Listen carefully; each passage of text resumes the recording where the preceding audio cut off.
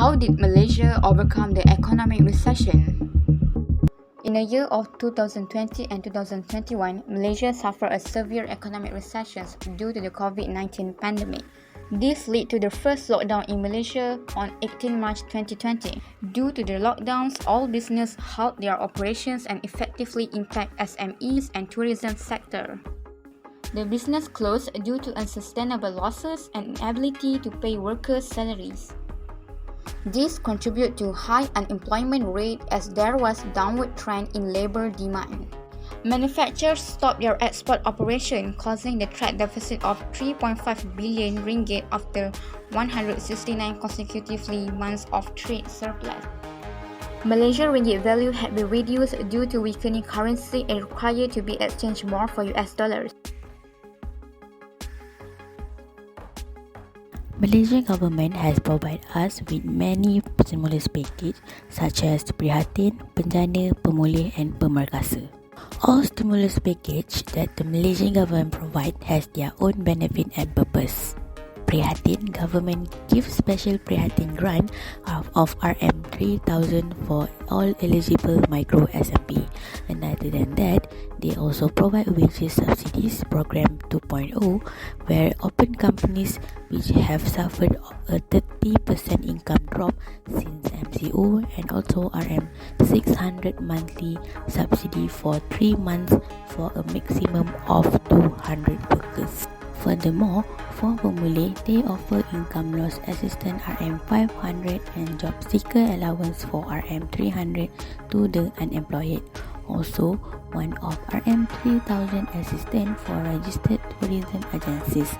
Like Pemerkasa stimulus package, they also give extension of special tax deduction for rental discount and many more. Last benefit of stimulus package which Penjana, they provide a special incentive allowance for reinvestment will be provided for the 2020-2021 assessment year.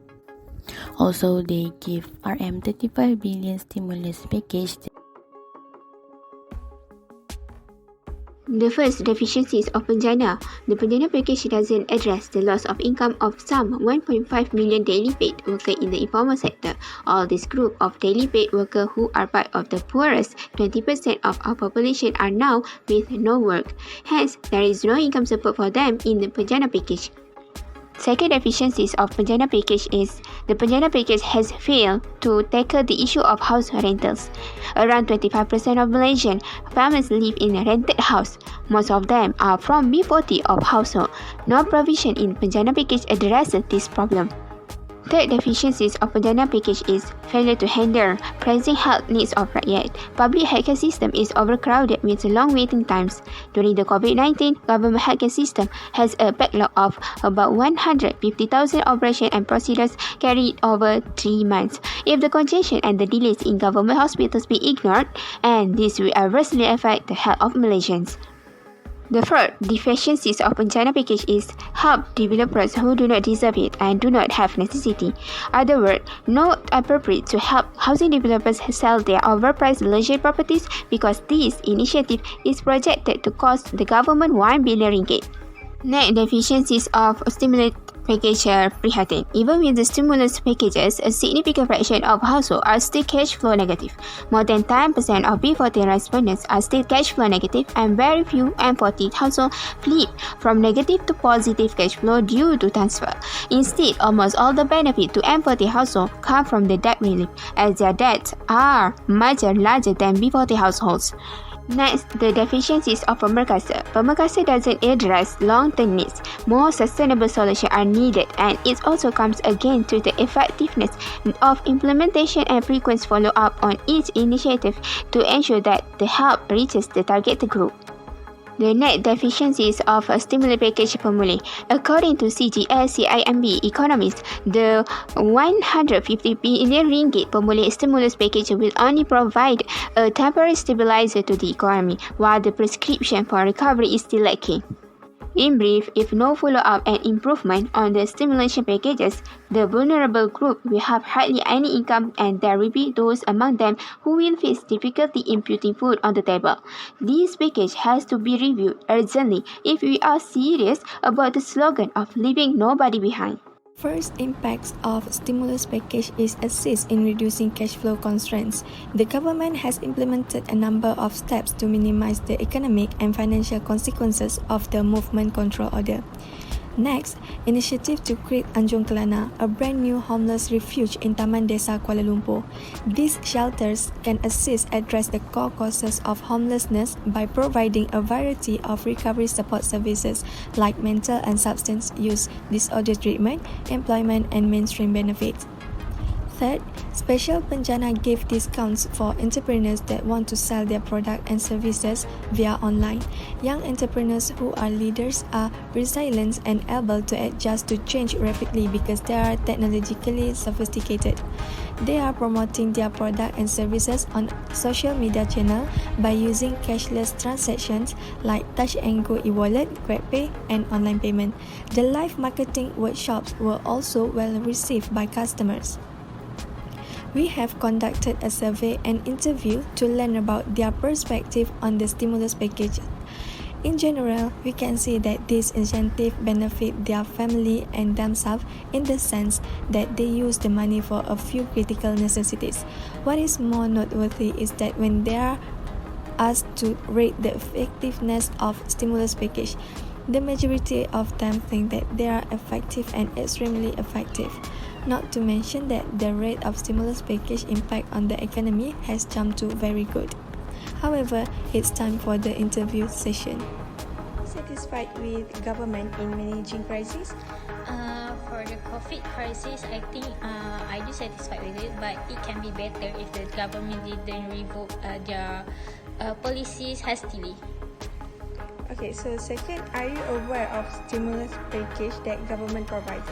Yes, I do aware about it. And do you think it's sufficient? I think it's sufficient at certain point because it covers all types of condition and situation that the people affected by COVID experience. Are you aware of stimulus package made by the government to overcome the recessions that caused by the COVID-19? I think in the post-COVID recovery phase, there were a lot of exposure regarding the stimulus packages on the news, and I've also seen a lot of them on social media. So I think it's safe to say that I am aware of those initiatives. Do you think what the government did insufficient enough to help the economy? I think those stimulus packages act as a form of relief to the people in need, including students, SMEs, postgraduates, and underprivileged people. However, when it comes to sufficiency, I think the government could focus more on the efficiency of those distributions so that it actually is received by the people in need. Are you satisfied with how the government managed the economic performance? Given that COVID-19 is a new phenomenon and it's something that's never been seen before, and in such a challenging era, I think the government is doing a good job at revitalizing the economy with their initiatives. Significantly, there are few suggestions that citizens may make, such as assisting the recovery process by purchasing locally produced goods. Their support system, like a main character, is geared for local or small vendors, micro businesses and local tourists such as Cuti-Cuti Malaysia. Malaysians must, without a doubt, share responsibility for the country's economic progress. Therefore, to deal with the present slump, the universal basic income was changed. We propose that 1,000 ringgit Malaysia be transferred to the account of the lady in families in which both she and her husband are unemployed.